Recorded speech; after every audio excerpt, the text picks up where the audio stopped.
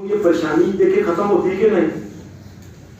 یہ بات سمجھ لیں، ہمارے فقہ کی کتابوں میں لکھا ہوا ہے کہ عورت کی گت میں عقل ہوتی ہے. آپ عورت سے مشورہ کرو، جو مشورہ دیتی ہے نا اس کے برخلاف کر لو، تم ٹھیک ہو جاؤ گے. عورت کا مشورہ مانو گے تو عورت تو پاگل ہوتی ہے. یہ پاگلوں نے فقہ کی کتابوں میں لکھا ہوا ہے. اور ہماری شریعت میں کیا ہے؟ ایک اچھی رائے مرد بھی دے سکتا ہے، عورت بھی دے سکتی ہے. یہ اللہ کا دین ہے. یہ حضرت ام سلمہ کہنے لگی یا رسول اللہ میں آپ کو بتاتی ہوں، آپ اس طرح کریں کہ آپ نہ خیمے سے باہر جائیں، صبح چونکہ ہو چکی ہے نا، آپ جا کے اپنی ٹینڈ کروائیں. ٹینڈ کروانے کے بعد جو قربانی کا جانور ہے نا، وہ قربانی کا جانور بھی ذبح کر دیں. آپ دیکھیں گے کیا ہوگا کہ یا رسول اللہ آپ کر کے دیکھیں سارے راضی ہوتے ہیں کہ نہیں. اور جس وقت نبی علیہ السلام باہر آئے، چونکہ عمرے کے بعد پہلے ٹینڈ ہوتی ہے، عمرے کے بعد ٹینڈ ہوتی ہے آخر پہ، تو نبی علیہ السلام نے اپنی ٹینڈ کرائی، سیر بڑھوایا.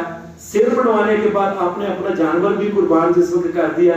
سارے کہنے لگے چل یار جو نبی علیہ السلام نے ٹینڈ کروا لی، قربانی کر دی ہے، چلو سارے قربانیاں کرو، جو جس کے پاس ٹنڈا کراؤ، چپ کر کے واپس آ. سبحان اللہ سبحان اللہ. اس کا مطلب ہے کہ ایک عورت بھی اچھا مشورہ دے سکتی ہے.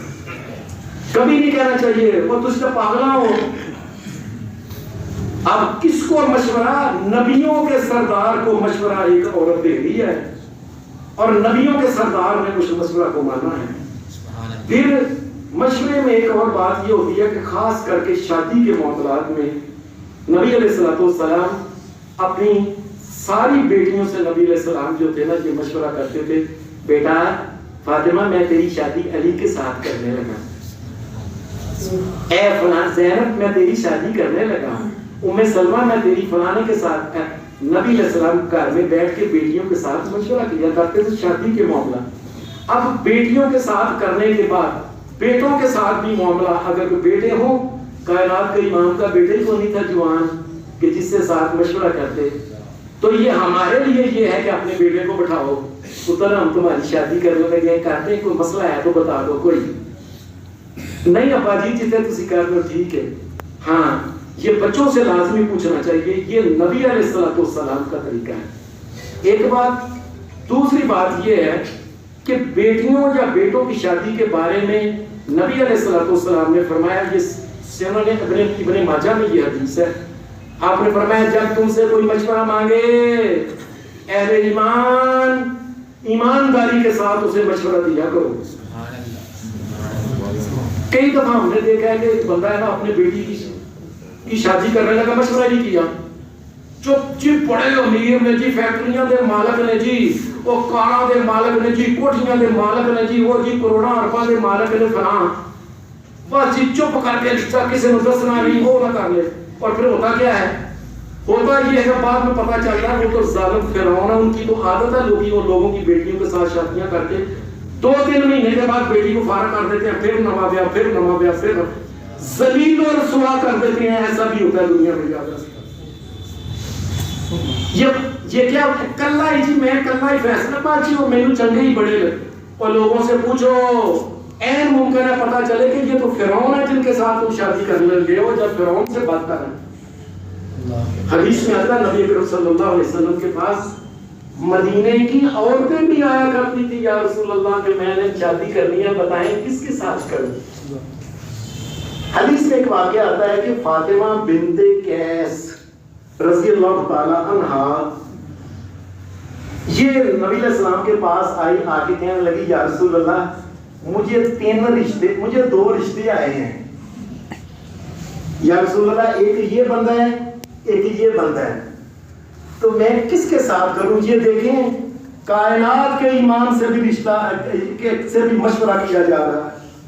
لوگوں میری بات یاد رکھو، مرنے تک بیٹیوں کی شادی ہو جائے بیٹوں کی لوگوں سے پوچھو یہ لوگ کیسے ہیں، پتہ نہ چلے کہ بعد میں روئے نہ پچھتائے نہ، بیٹی کو بچنا لگ جائے. کوئی ایسے دنیا میں ظالم اور ذلیل میں نے کئی دفعہ زندگی میں لوگوں سے ملا، بعد میں پتا چلا کہ یہ تو ذلیل، یہ تو ہے ہی بڑے بدکار ذہن کے آدمی ہیں.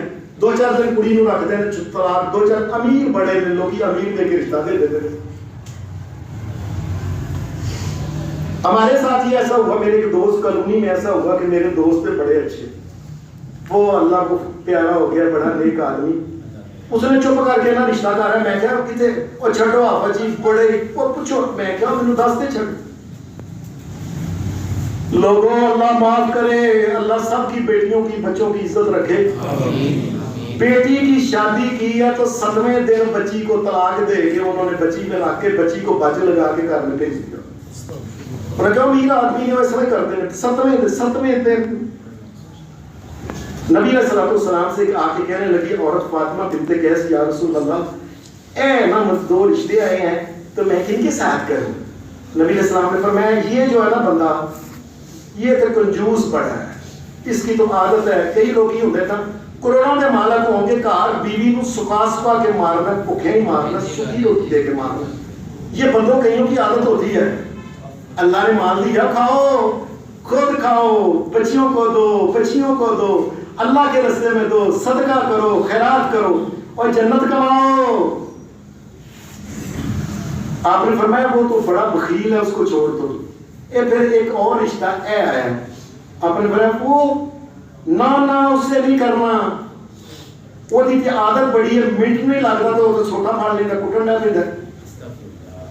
یہ محمد رسول اللہ کے دور کے لوگوں کی بات سنو، آپ نے فرمایا پتہ نہیں لگتا کٹن ڈال پہ چھوٹا ہو رہا تھا رکھے ہوتا انہیں۔ ہمارے جی بڑا ودیا رشتہ ہے جی، امیرہ کا رشتہ ہے، کڑی دیا لتاں باہم توڑا کے گھر لے اندر۔ آپ نے فرمایا نہیں کرنا، کہنے لگی یا رسول اللہ، پھر آپ نے فرمایا وہ اسامہ کے ساتھ کر لو، اسامہ بن زید، اسامہ بن زید کے ساتھ کر لو تم۔ کہنے لگی اسامہ بن زید کے ساتھ یا رسول اللہ؟ آپ نے فرمایا میں اللہ کا نبی محمد کہہ رہا ہوں تم کر لو۔ کہتی ہیں میں نے ان کے ساتھ، حالانکہ وہ غریب آدمی تھا، رشتہ کیا، سارا مدینہ میرے اوپر رشک کرتا تھا کہ یہ میاں بیوی بڑے خوش ہیں۔ یہ مشورے کے اندر برکت ہوتی ہے۔ اور پھر قرآن مجید نے ایک اور بات کہی کہ اللہ نے اولاد دی ہے تو عورت کا کام یہ ہے والوالدات یرضعن اولادهن حولین کاملین لمن اراد ان یتم الرضاعہ۔ اللہ کہتا ہے کہ اللہ نے اولاد دی ہے کہ ماؤں کو چاہیے کہ اپنے بچوں کو 2 سال تک دودھ پلائیں، یہ اچھی بات ہے۔